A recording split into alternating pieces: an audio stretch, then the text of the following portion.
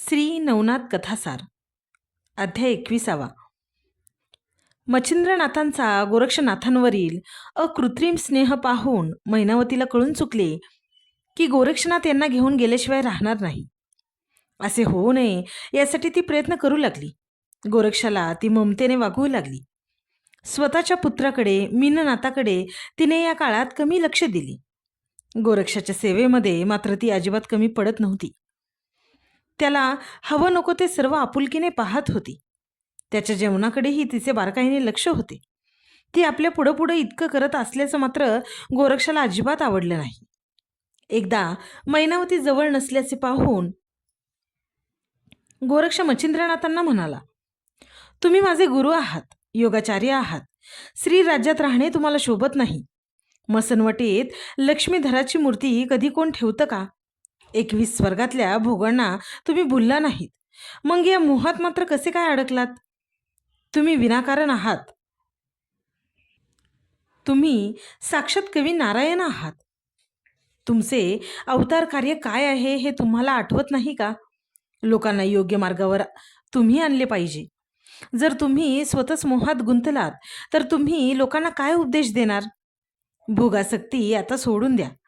रजोगुणात कामना, कामनेमधून क्रोध, क्रोधातून मद, मोह, मत्सर आदी विकार होतात. हे माझ्यासारखे शिष्याने तुम्हाला सांगणे योग्य ठरेल का? आता मैनाकिनीचा व मीननाथाबाबतचा मोह पुरे झाला. माझा जीव येथे गुदमरतोय. मनाला हे पटत नसल्यामुळे तुम्हाला यातून बाहेर काढण्यासाठी मी येथे आलो. मोहाच्या पाशातून आता तरी दूर व्हा. तुमच्या सारख्याने मोहात अडकणे अजिबात योग्य नाही. गोरक्ष इतका स्पष्ट बोलला असल्यामुळे त्याला टाळणे मच्छिंद्राला शक्यच नव्हते. तो गोरक्षाला म्हणाला, तू आता जे बोललास त्यातील शब्द न शब्द खरा आहे. मी तुला वचन देतो की मी हा देश सोडून मोह पूर्ण बाजूला करून तुझ्याबरोबर येईन. तू अजिबात काळजी करू नकोस. अगदी निश्चिंत राहा. मच्छिंद्र इतक्या बोलण्यावरच केवळ थांबला नाही तर गोरक्षाबरोबर येथून निघून जाण्याची त्याने शपथही घेतली.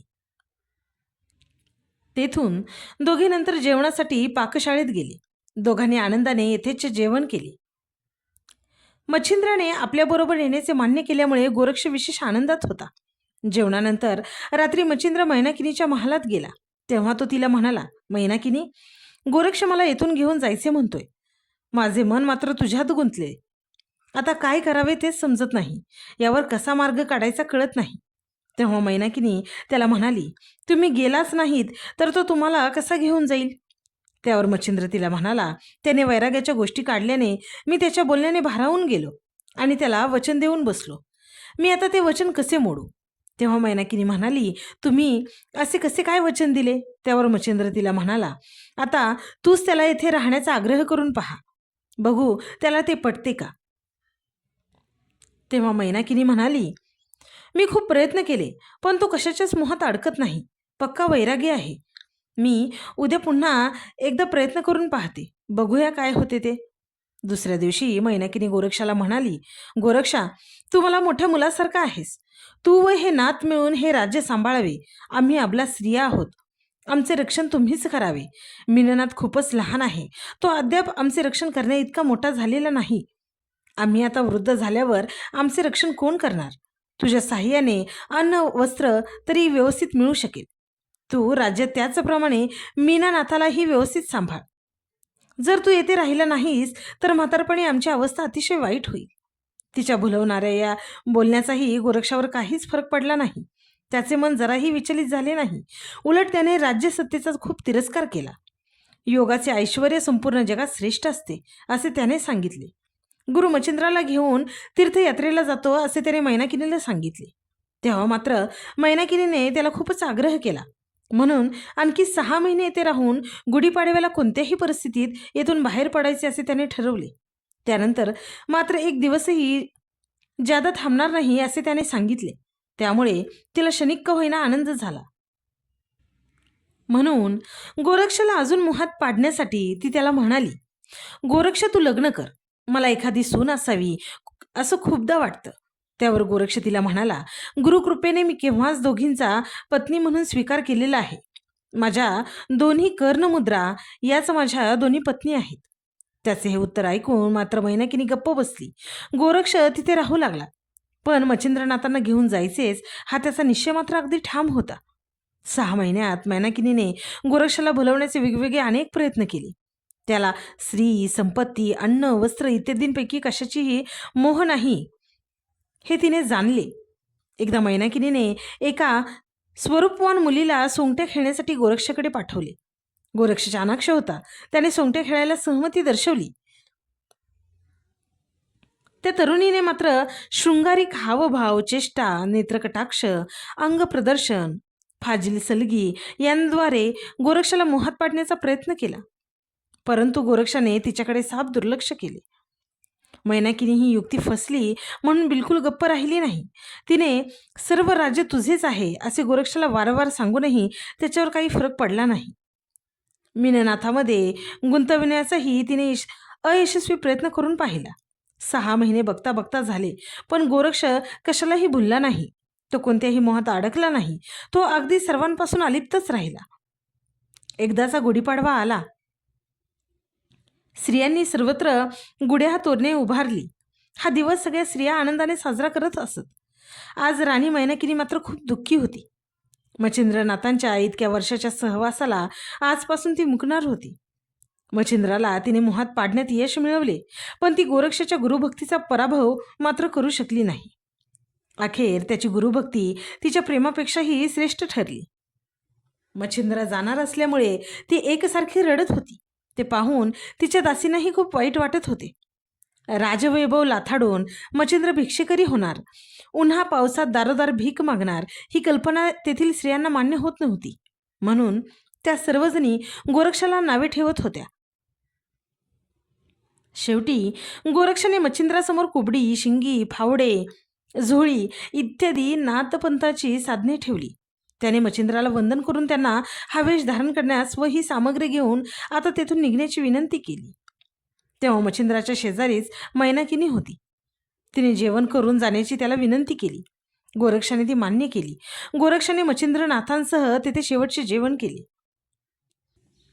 जेवण झाल्यानंतर मैनाकिनी नाथांना म्हणाली, मीननाथाचे काय करायचे? त्यावर मच्छिंद्र म्हणाला, तू सांगशील तसेच होईल. तेव्हा मैनाकिनी म्हणाली, तुम्ही येथे होता म्हणून तो आजपर्यंत जगला. जर तुम्ही इथून गेला तर मारुतीच्या भुभुकाराने तो मृतप होईल. त्यामुळे तुम्ही त्याला तुमच्याबरोबर घेऊन जावे. मच्छिंद्राने त्या गोष्टीला होकार दिला. तिघेजण जेव्हा निघाले तेव्हा मैनाकिनीने परत हंबरडा फोडला. राजवाडा सोडताच गोरक्ष थोडासा पुढे गेला आहे हे पाहताच मैनाकिनीने गुपचूप त्याच्या नकळत मच्छिंद्रनाथांच्या झोळीत सोन्याची एक वीट टाकली.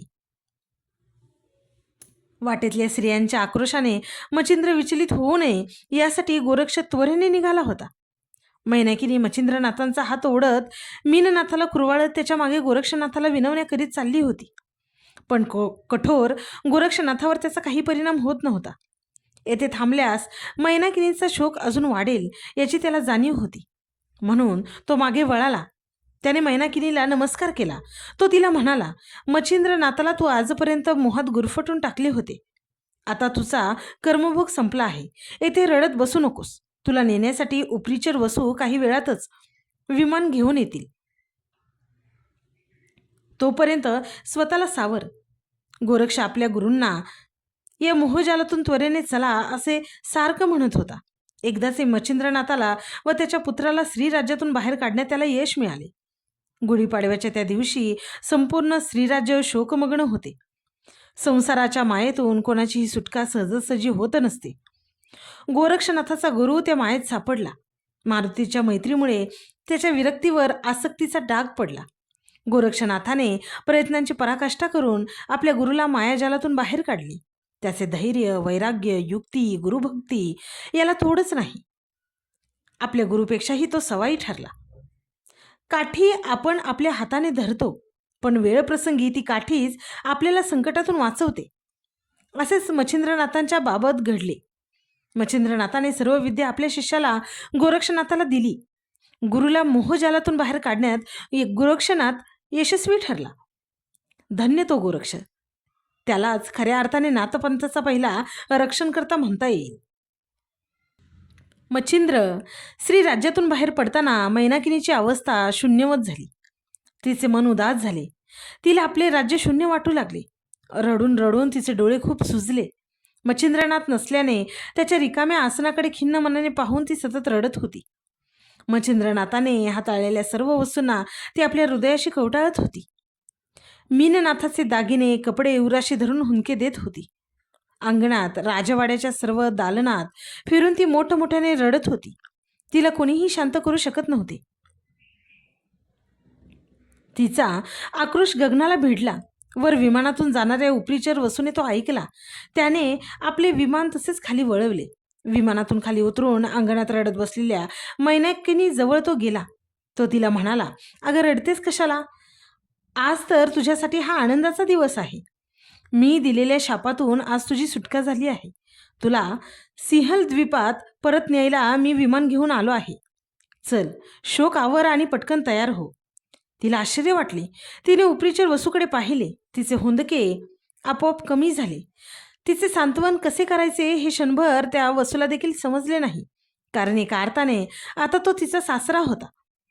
तो तिला घेऊन यायला आलेला होता. तिचा हात धरून वसूने तिला राजवाड्यात नेले. तिचे सांत्वन केले. फलश्रुती. या अध्यायाच्या नित्य पठनाने वा श्रवणाने गोहत्येचे पातक नष्ट होईल. चित्त शुद्ध होईल. मृत्यूनंतर तपोलोकात जाता येईल.